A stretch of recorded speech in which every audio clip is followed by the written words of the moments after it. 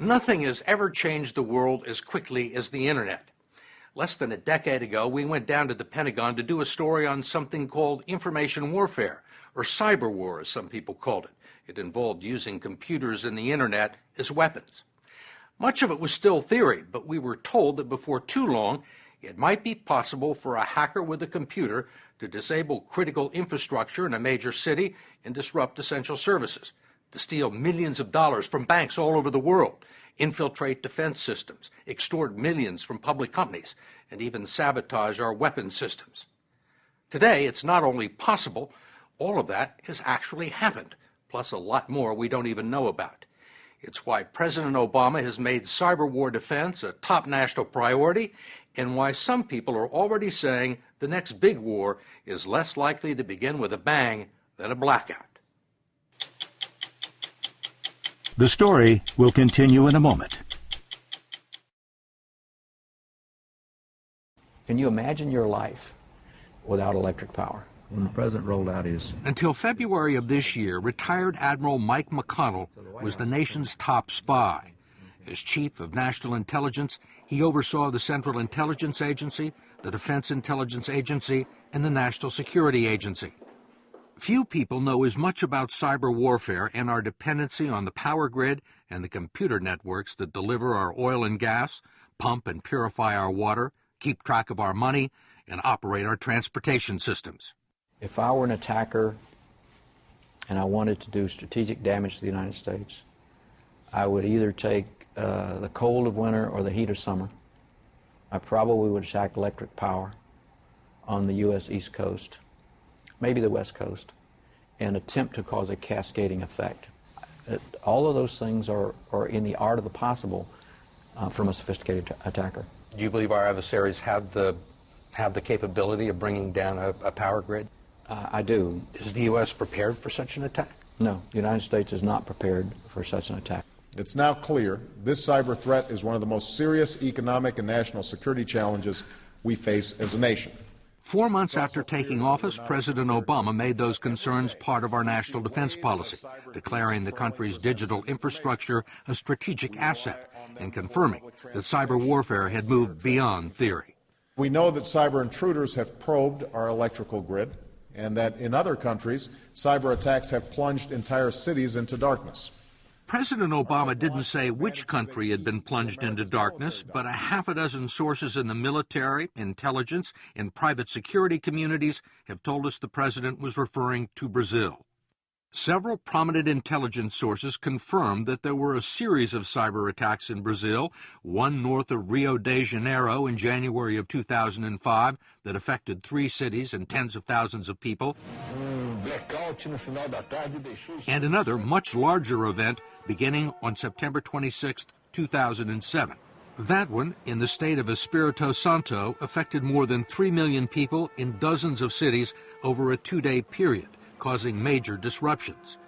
In Vitoria, the world's largest iron ore producer had 7 plants knocked offline, costing the company $7 million. It is not clear who did it or what the motive was, but the people who do these sorts of things are no longer teenagers making mischief. They're now likely to be highly trained soldiers with the Chinese army, or part of an organized crime group in Russia, Europe, or the Americas. They can disrupt critical infrastructure, wipe databases. We know they can rob banks, so it's a much bigger and more serious threat. Jim Lewis is a director at the Center for Strategic and International Studies, and he led a group that prepared a major report on cybersecurity for President Obama. What was it that made the government begin to take this seriously? We probably had our electronic Pearl Harbor. It was an espionage Pearl Harbor. Some unknown foreign power, and honestly we don't know who it is, broke into the Department of Defense, to the Department of State, the Department of Commerce, probably the Department of Energy, probably NASA. They broke into all of the high-tech agencies, all of the military agencies, and downloaded terabytes of information. Terabytes? A terabyte is, it's hard to say, the Library of Congress, which has millions of volumes, is about 12 terabytes. So we probably lost the equivalent of a Library of Congress worth of government information. All stolen by foreign countries? Yeah. This was a serious attack, and that's really what made people wake up and say, hey, we've got to get a grip on this. But since then, there has been an even more serious breach of computer security, which Lewis called the most significant incident ever publicly acknowledged by the Pentagon. Last November, someone was able to get past the firewalls and encryption devices of one of the most sensitive U.S. military computer systems and stay inside for several days. This was the CENTCOM network, the command that's fighting our two wars. And some foreign power was able to get into their networks and sit there and see everything they did. What do you mean, sit there? They could see what the traffic was, they could read documents, they could interfere with things. It was like they were part of the American military command. Lewis believes it was done by foreign spies who left corrupted thumbnail drives or memory sticks lying around in places where U.S. military personnel were likely to pick them up. As soon as someone inserted one into a CENTCOM computer, a malicious code opened a back door for the foreign power to get into the system. So presumably nobody at the Pentagon is plugging in... They've banned them. My impression is most people understand that there is a threat out there. I don't think most people understand that there are incidents that are happening. You know, I've been trying to figure out why that is, and some of it is the previous administration didn't want to admit that they had been rolled. There's a disincentive to tell people, hey, things are going badly. But it doesn't seem to be sinking in, and some of us call it the death of 1,000 cuts. Every day, a little bit more of our intellectual property, our innovative skills, our military technology is stolen by somebody. And it's like little drops. Eventually we'll drown, but every day we don't notice. Congress has noticed allocating $17 billion for a top-secret national cybersecurity initiative, and the Department of Defense has nominated Lieutenant General Keith Alexander, head of the NSA, to run a new military command devoted to offensive and defensive cyber war. How much of this are we doing? We, meaning the United States. We're in the top of the league, you know.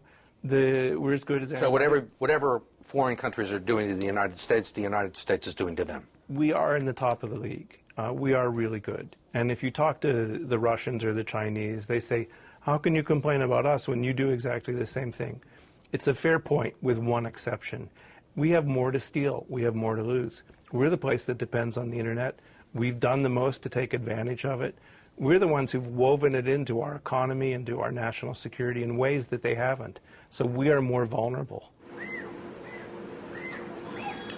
Even the country's most powerful weapons are targets. So technicians at the Sandia National Laboratories make their own microchips for nuclear weapons and other sophisticated systems. This is Jim Gosler, one of the fathers of cyber war, says most commercial chips are now made abroad, and there are concerns that someone overseas could tamper with them. So you're worried about somebody being able to get in and reprogram a nuclear weapon or get inside and put something in there that would make certainly alter its functionality. What do you mean by alter its functionality? Such that when the weapon needed to be to go operational, it wouldn't work.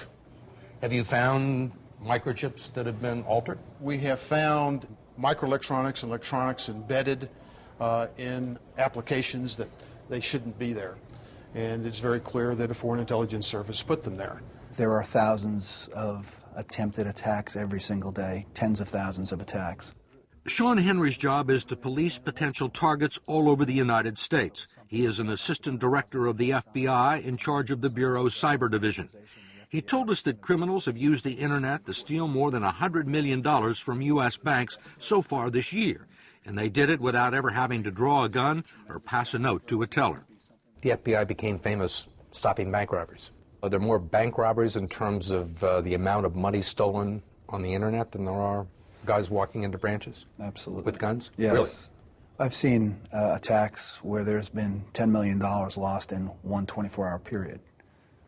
If that had happened in a bank robbery where people walked in with guns blazing, that would have been headline news all over the world. And the bank probably didn't want it known. Certainly, when there's a network breach, the owners of the network are not keen to have it known that their network was breached because of their concern that it might impact their business. The case Henry mentioned didn't involve just one bank, it involved 130, all of them victimized through an international network of ATMs, an international caper that required dozens of participants on 3 different continents. How did they do it? It's a sophisticated operation, clearly organized, where adversaries access the computer network, were able to gain information from multiple accounts. They were able to decrypt PIN numbers, and then taking that data, able to manufacture white plastic that enabled them access to get into ATM accounts. What's white plastic? Take a piece of plastic that's similar in size and shape and weight to an ATM card. They've got the card, they've got the PIN number, and they just drained the accounts. Almost $10 million in a 24-hour period. What cities? 49 cities around the world. In Europe, in North America, South America, Asia, all over the world. Do you have any idea what country these people were from? Yes. You care to share that with me? I would not. You would not care to share it? No. Have you caught any of them? Working on it. Another case you have probably not heard anything about involves an extortion plot against the state of Virginia. Earlier this year, a hacker got into a medical database and stole millions of patient prescription records and then followed it up with a ransom note.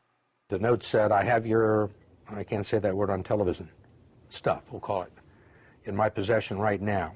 The hacker went on to write, I've made an encrypted backup and deleted the original. For $10 million, I will gladly send along the password.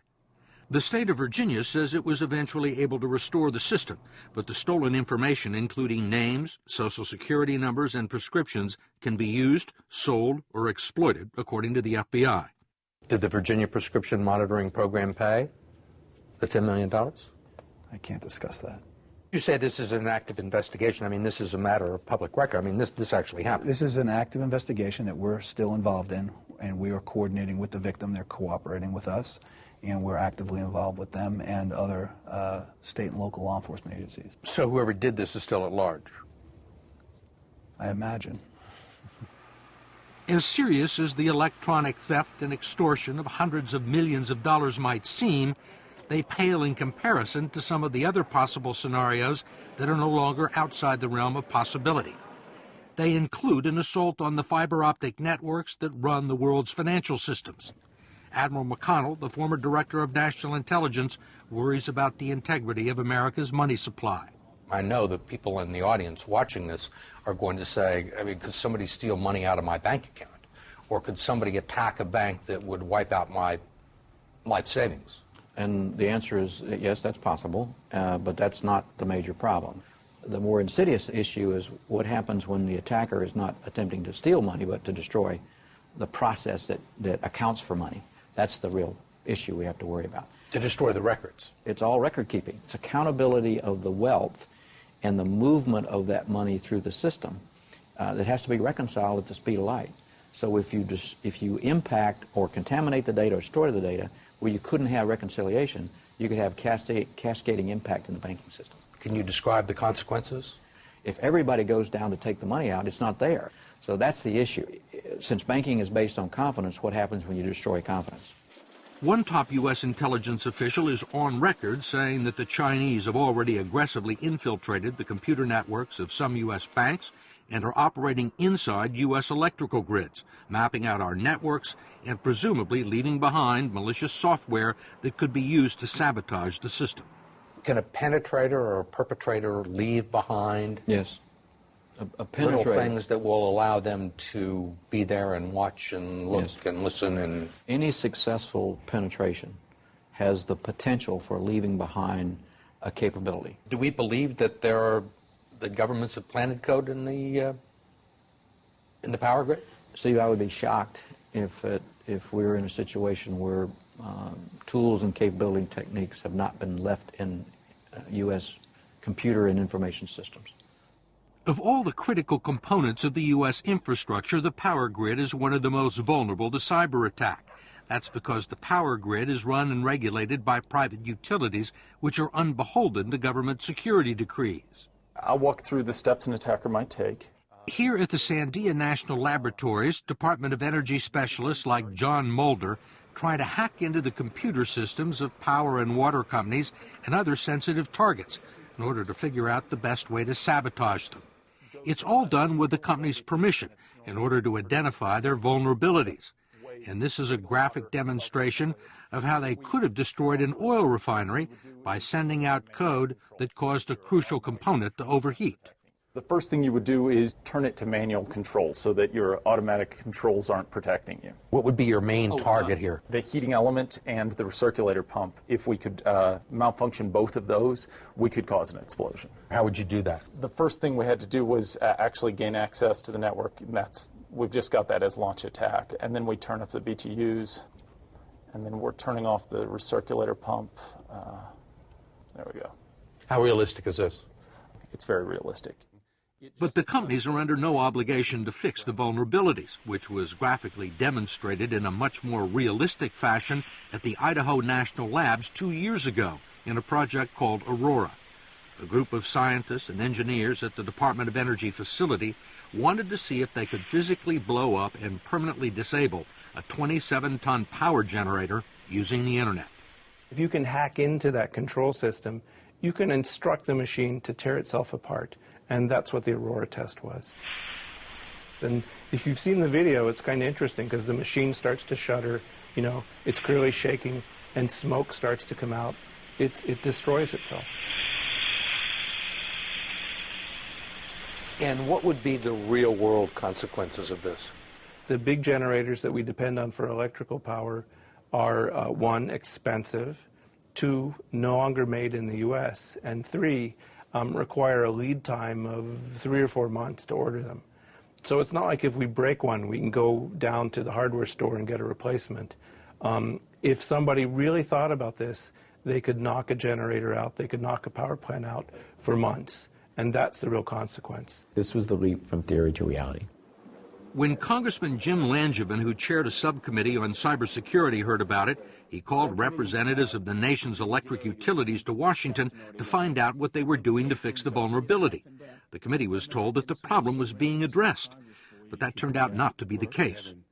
At a subsequent hearing 7 months later, Langevin's committee members discovered that almost nothing had been done. What do you think we are, a bunch of jerks? They lied to Congress, and I was outraged. And they admitted lying to Congress. That's right. They admitted that they misled Congress, that they did not give accurate testimony, and they subsequently had to retract their testimony. Have they made any progress since you caught them out on this lie? No, not sufficiently. The private sector has different priorities than we do in providing security. Their, in a sense, bottom line is about profits, and we need to change that. We need to change their motivation so that when we see a vulnerability like this, we can require them to fix it. Langevin and others have introduced legislation that would do just that.